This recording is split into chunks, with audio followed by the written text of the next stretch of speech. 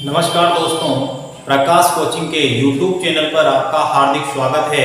आज हम अध्याय 6 जैव प्रक्रम में विषम पोषी पोषण तथा परजीवी पोषण में जो जीव आते हैं, जो सजीव आते हैं, उनमें पोषण की प्रक्रिया को देखेंगे। आज हम इस कक्षा में एक कोशिकीय जीव हैं जिनमें अमीबा है, उसके अंदर जो पोषण की जो प्रक्रिया होती है उसे हम पढ़ेंगे। तो बिना देरी किए हम कक्षा को शुरू करते हैं। आज हम पढ़ेंगे एक कोशिकीय जीव अमीबा में पोषण की। जो एक कोशिकीय जो जीव है उनके अंदर जो पोषण की जो प्रक्रिया है ये किस प्रकार से होती है कि जो अमीबा है ये अपना भोजन किस प्रकार से ग्रहण करते हैं।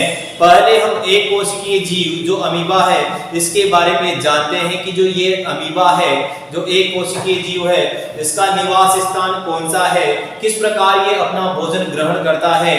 तो आज हम इसके बारे में पहले थोड़ा जान लेते हैं कि जो अमीबा है ये जलाशयों में पाया जाने वाला जीव है। कहां पर पाया जाता है? जलाशयों में पाया जाता है। जिसका मतलब अमीबा क्या है? एक जलीय जीव है। कौन सा जीव है? जलीय जीव है, जल में पाए जाने वाला जीव है। इसकी कोशिका को घेरे हुए एक कोशिका झिल्ली होती है। इसकी जो कोशिका है, मतलब अमीबा क्या है? एक कोशिकीय जीव है। तो जो एक कोशिका से जब इसका निर्माण हुआ है तो इस कोशिका के जो आकार को बनाए रखने के लिए क्या होती है? एक कोशिका झिल्ली होती है। देखिए, आइए हम डायग्राम को देखते हैं। जो क्या है? अमीबा है, ये एक कोशिकीय जीव है। मतलब इसका जो संपूर्ण जो निर्माण हुआ है, जो शरीर का जो निर्माण हुआ है, केवल मात्र किससे हुआ है? एक कोशिका से हुआ है। और इसके निर्माण को बनाए रखने के लिए, इसकी संरचना को बनाए रखने के लिए क्या होती है? एक कोशिका झिल्ली होती है। ये जो बाहरी आवरण है, ये वाला जो बाहरी आवरण है, ये जो बाहरी आवरण है ये क्या कहलाता है? कोशिका झिल्ली। क्या कहलाती है ये? कोशिका झिल्ली। ये वाला जो आवरण है ये क्या कहलाएगा? कोशिका झिल्ली। इसे कहते हैं कोशिका झिल्ली। कोशिका झिल्ली। आगे देखेंगे, कोशिका में एक गोल संघन, मतलब जो जिसके अंदर ज्यादा सघन केंद्र एवं कोशिका द्रव्य में बुलबुले समान संकुचनशील, मतलब उनके अंदर क्या होता है ना? फैलना और सिकुड़ना। संकुचन क्या होता है ना? संकुचन, सिकुड़ना। रसधानियां पाई जाती है। क्या पाई जाती है? रसधानियां पाई जाती है। कोशिका में एक गोल संघन केंद्रक, ये वाला जो भाग है सघन, मतलब स्पष्ट दिखाई देने वाला। जैसे हम क्या करते हैं, ऐसे स्पष्ट देख सकते हैं किसके माध्यम से? सूक्ष्मदर्शी यंत्र की सहायता से। तो ये क्या होता है? इसका केंद्रक। क्या पाया जाता है? केंद्रक। जो क्या करता है? केंद्रक का कार्य क्या होता है? कोशिका पर नियंत्रण करना।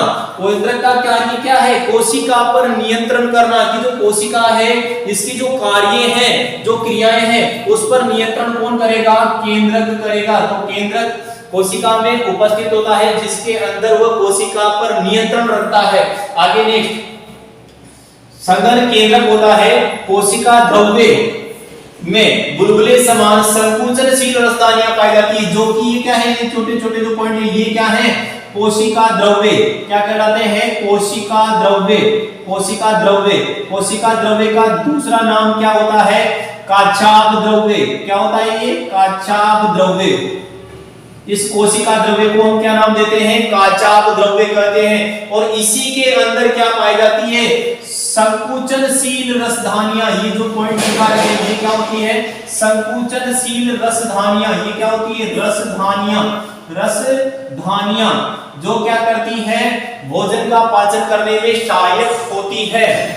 यह अपनी आकृति एवं स्थिति निरंतर बदलता रहता है। एक कोशिकीय जीव है, ये अपनी आकृति, मतलब इसकी कोई निश्चित आकृति नहीं होती। इसकी आकृति क्या होती है? अनिश्चित आकृति होती है। क्या होती है? अनिश्चित आकृति होती है।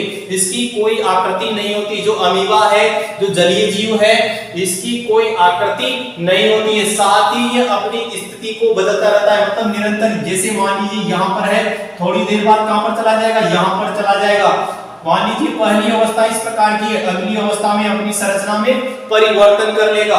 तो इस प्रकार इसकी आकृति तथा स्थान निश्चित नहीं होता है।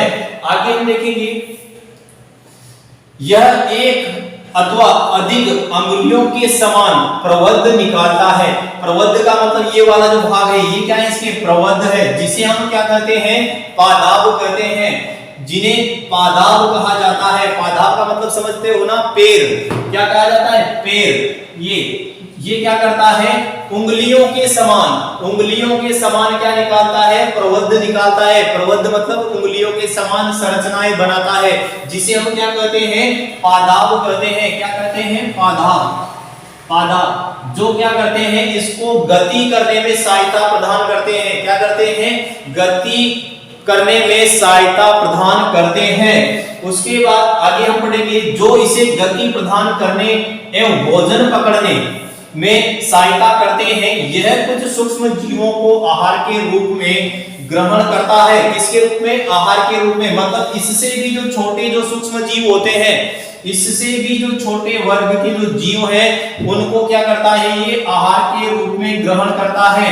सूक्ष्म जीवों को, मतलब इससे भी जो छोटे जीव हैं, उनको क्या करता है, आहार के रूप में, भोजन के रूप में ग्रहण करता है।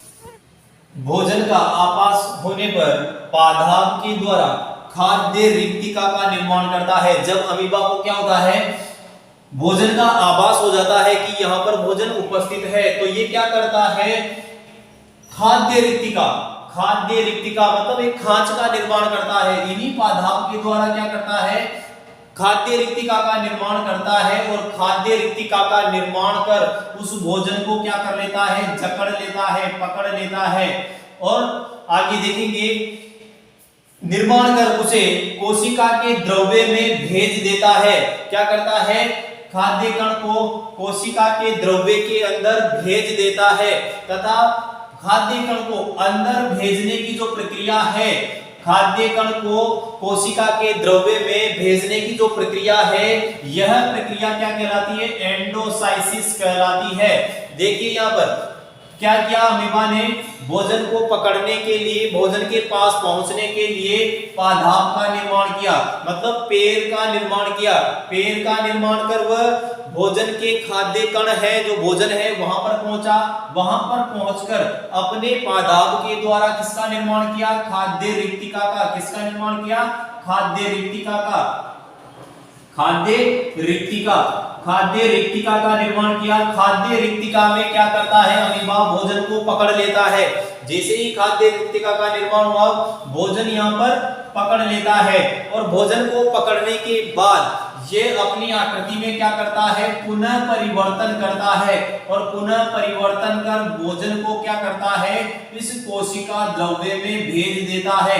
इस कोशिका द्रव्य में भेज देता है, और कोशिका में भोज्य जो कण है, भोजन का जो कण है, खाद्य जो कण है, इसे जो जब कोशिका द्रव्य में भेजा जाता है, और जो ये भेजने की जो क्रिया है, जो भेजने की जो प्रक्रिया है, मतलब आकार में जो परिवर्तन की जो प्रक्रिया है, इसे हम क्या कहते हैं, एंडोसाइटोसिस कहते हैं। क्या कहते हैं, एंडोसाइटोसिस कहते हैं। जब अमीबा द्वारा भोजन को कोशिका द्रव्य में भेजा जाता है, तो कोशिका द्रव्य में उपस्थित जो रसधानियां हैं, कौन, रसधानियां हैं, तथा जो पाचक रस ग्रंथियां हैं, इनके द्वारा खाद्य कण को क्या किया जाता है, विघटन किया जाता है, मतलब छोटे छोटे और कणों में विभाजित किया जाता है, और विभाजित करने के पश्चात आवश्यक पोषक तत्व कोशिका द्रव्य के माध्यम से कोशिका के समस्त भागों तक पहुंचा दिए जाते हैं, तथा अपशिष्ट पदार्थ को अमीबा द्वारा पुनः अपनी आकृति बदलकर, जैसे ही वह एक स्थान से दूसरे स्थान के लिए बढ़ता है, तो उस खाद्य कण के अपशिष्ट पदार्थ को अपने पादाब के पास में ले आता है, और अपशिष्ट को पादाप के पास लाने के पश्चात ये पुनः अपनी आकृति को क्या करता है, बदलता है और पुनः अपनी आकृति को बदलकर इस अपशिष्ट को क्या कर देता है, बाहर की ओर निष्कासित कर देता है। क्या कर देता है, बाहर की ओर निष्कासित कर देता है। इस प्रकार अमीबा अपना भोजन की जो प्रक्रिया है, जो पोषण ग्रहण करने की जो प्रक्रिया है, वह संपन्न करता है। अब आगे हम अगली जो कक्षा है उसमें विषम पोषी पोषण में आने वाले जो बहुकोशिकीय जो जीव हैं उनके बारे में अध्ययन करेंगे।